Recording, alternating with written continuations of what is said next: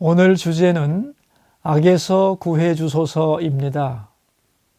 여러분, 악이란 무엇일까요?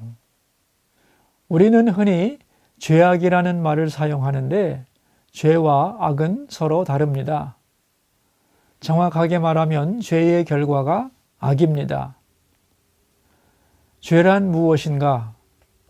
성경에서 죄는 하나님은 없다고 하는 것입니다. 하나님의 존재를 인정하지 않는 것이 죄입니다. 죄에서 악이 나오는 것입니다. 그러므로 악은 그 모습이 다양합니다. 오늘 본문은 악이 현실 속에서 어떠한 형태로 존재하는가? 예를 들면 이런 것이 악이라고 설명합니다. 첫째는 남을 비방하는 것이 악입니다. 비방은 확실한 근거 없이 모함하는 것입니다. 255페이지 잠언 30장 10절입니다. 너는 종을 그의 상전에게 비방하지 말라. 그가 너를 저주하겠고 너는 죄책을 당할까 두려우니라. 어떤 사람이 마음에 들지 않는다고 해서 주인에게 당신의 종 아무개는 아주 몹쓸 사람입니다. 이렇게 말했다면 그 종이 어떻게 되겠습니까? 엄청난 손해를 보게 됩니다. 그러므로 이웃을 비방하는 것은 나쁜 일이지만 연약한 사람을 비방하는 일은 더욱 나쁜 것입니다. 왜냐하면 저항할 힘이 없거든요. 이 사실을 종이 알게 되었다면 어떻게 하겠습니까? 너를 저주할 것이다. 주인에게 자기를 비방한 사람을 저주할 것입니다. 그런데 여기서 끝나는 것이 아닙니다. 하나님이 들으시고 너에게 책임을 물을 것이다. 심판하겠다는 것입니다. 다른 사람을 근거 없이 비방하는 일은 우리의 삶에 가장 흔한 악입니다. 이 시대는 매스컴과 통신이 발달하면서 소식은 더욱 빨리 전파됩니다. 잘못된 보도, 편파적인 보도, 사실의 왜곡, 이런 것들이 세상을 어지럽게 만듭니다. 개인과 사회에 만연한 거짓, 이것이 악입니다. 두 번째는 부모님에게 불효하는 것이 악입니다. 256페이지 11절입니다. 아비를 저주하며 어미를 축복하지 아니하는 무리가 있느니라. 부모를 거역하는 것은 커다란 악입니다. 왜냐하면 부모님은 이 세상에서 나를 가장 사랑하고 희생하는 분입니다. 그런데 그분에게 순종하지 않는다면 누구의 말을 듣겠습니까? 어떤 사람의 말도 듣지 않을 것입니다. 그러므로 효도는 인간관계의 기초입니다. 하나님이 부모님을 권위자로 세우시고 그 질서를 존중하고 효도하라고 했습니다. 그러므로 부모에게 효도하는 것은 하나님의 질서에 순복하는 것이고 하나님의 권위를 인정하는 것입니다. 더 나아가서 부모로 상징되는 올바른 가치, 정당한 권위와 질서를 부정하는 것이 악이라는 것입니다. 세 번째는 위선이 악입니다. 256페이지 12절입니다. 스스로 깨끗한 자로 여기면서도 자기의 더러운 것을 씻지 아니하는 무리가 있느니라.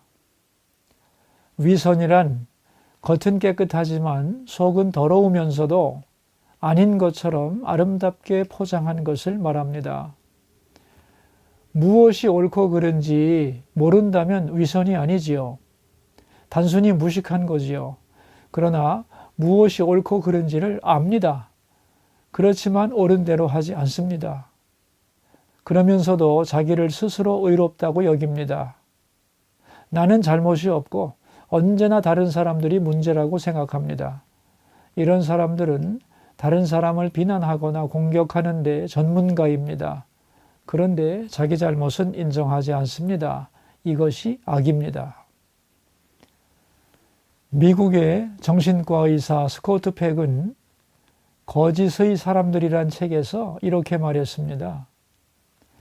악인의 가장 큰 특징은 잘못을 결코 인정하지 않는다는 것이다. 잘못을 인정하는 사람은 극단적인 악인이 되지 않는다. 모든 잘못은 바로잡을 수 있다.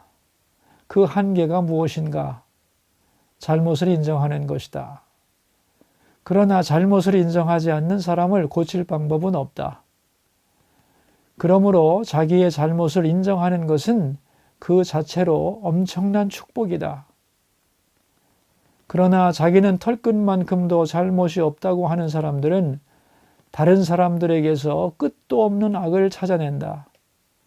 그들은 남에게 죄를 덮어 씌우는데 몰두한다. 네 번째는 교만이 악입니다. 257페이지 13절입니다. 눈이 심히 높으며 눈꺼풀이 높이 들린 무리가 있느니라. 교만의 특징은 눈이 심히 높고 눈꺼풀이 높이 들렸다는 것입니다. 그러니까 다른 사람을 아래로 보는 거지요. 그 결과는 남의 말을 듣지 않습니다. 내가 너보다 더 낫다. 내 생각이 옳다고 생각하기 때문입니다. 우리가 하나님 앞에 교만한지 아닌지를 알 수 있습니다. 어떻게 알 수 있을까요? 교만의 특징이 말을 듣지 않는 것입니다. 그래서 교만은 불순종으로 나타납니다. 다섯 번째는 가난한 사람을 압제하는 것이 악입니다. 258페이지 14절입니다. 앞니는 장검 같고 어금니는 군도 같아서 가난한 자를 땅에서 삼키며 궁핍한 자를 사람 중에서 삼키는 무리가 있느니라. 이런 사람들은 사나운 짐승처럼 잔인합니다. 그들의 욕심을 채우는데 수단 방법을 가리지 않습니다. 여섯 번째는 지나친 욕심이 악입니다. 15절입니다. 거머리에게는 두 딸이 있어 다오다오 하느니라. 거머리는 피를 빨아먹는 곤충입니다. 자기 몸무게의 2배에서 5배, 많을 때는 10배까지도 빨아먹습니다. 거머리에게는 2개의 빨판이 있습니다. 착 달라붙어서 피를 빨아먹으면서 나머지 하나로는 다오, 더 줘, 이렇게 조른다는 것입니다. 인간은 탐심에 붙들려 만족하지 못하고 살아가며 욕망에 붙들려 살다가 파멸하는 존재입니다. 이것이 악입니다. 오늘 본문은 하나님을 떠난 악한 세대의 모습을 보여주고 있습니다. 그렇다면 사람들은 왜 이렇게 악을 행하는 것일까요? 하나님을 떠나 죄에 빠진 인간에게는 하나님이 주시는 진정한 기쁨과 만족이 없기 때문에 그 빈 마음을 채우기 위해 대용품을 찾는 것입니다. 잠깐의 위로와 즐거움을 얻기 위해서 악을 행합니다. 그렇다면 악에서 벗어나려면 어떻게 해야 할까요? 하나님을 떠난 죄를 회개하고 돌아오면 됩니다. 그러면 하나님이 위로와 평강 그리고 기쁨을 주십니다. 세상이 줄 수 없는, 세상이 알 수도 없는 놀라운 평안과 만족을 주십니다. 하나님을 떠난 세상은 이렇게 되고 있습니다. 그러니까 여기서 돌아서야 합니다.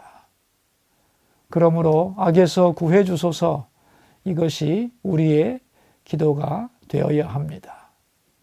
기도하겠습니다. 참된 만족을 주시는 하나님, 하나님을 떠난 것이 죄이고 그 결과 악을 행합니다. 이런 악에서 우리를 구해 주소서.